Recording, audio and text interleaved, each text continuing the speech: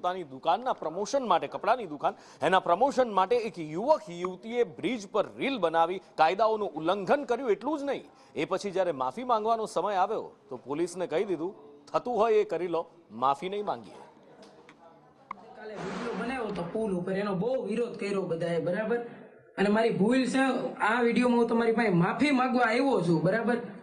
એની જ વાટ જોતા હશે ને કા હમણાં માફી માંગી લે એલાવ તો તમ તારે મોરો આવી જાવ, જે થાય કરવા માંડો તમ તારે. આમ જો વિડીયો. મનીષ મારી સાથે લાઈવ જોડાયા છે. મનીષ, લાગે છે કે આ ભાઈને કાયદાનો કોઈ ડર નથી, દિવાયત ખાવડના ફેન હોય એવું પણ લાગે છે. માફી નહીં માંગવું, મોરો આવી જાવ. અને સુરત પોલીસ એમનો મોરો લઈને ક્યાં ગઈ છે અત્યારે?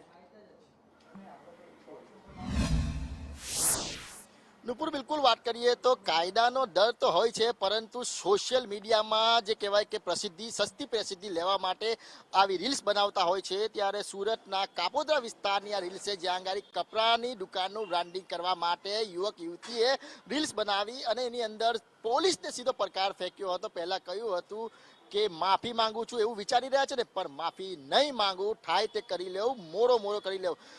ઘટના જ્યારે સોશિયલ મીડિયામાં આવા જે વિડીયો વાયરલ થતા હોય છે નુપુર, ત્યારે પોલીસ કાર્યવાહી કરતી હોય છે અને માફી પણ મંગાવતી હોય છે. આ બંને યુવક યુવતીને ખબર છે, તેમના સોશિયલ મીડિયામાં 7,000થી વધુ ફોલોવર્સ છે અને તમામ જે કાયદાનું ભાન હોવા છતાં પણ પોલીસને ખુલ્લો પડકાર ફેંકી રહ્યા છે, માત્ર ને માત્ર સસ્તી પ્રસિદ્ધિ કરવા માટે. આ જે દુકાનનું પ્રમોશન કરવામાં આવી રહ્યું છે તેમાં બોર્ડ પણ દેખાઈ રહ્યું છે, કલેજા ફેશન નામની દુકાન છે અને એ પણ કાપોદ્રા વિસ્તારમાં જ આવેલી છે. ત્યારે આ રીતનું કૃત્ય કરતા અનેક સવાલો ઉઠી રહ્યા છે, કાયદો અને વ્યવસ્થા પર પણ અનેક સવાલ ઉઠી રહ્યા છે. આવા યુવકો સોશિયલ મીડિયા ઇન્ફ્લુએન્સર તેને કોઈ પણ પ્રકારનો દંડ. હવે જોવું રહ્યું કે પોલીસ કઈ રીતની કાર્યવાહી કરે. નુપુર, અને આજે છે પુષ્ય નક્ષત્ર.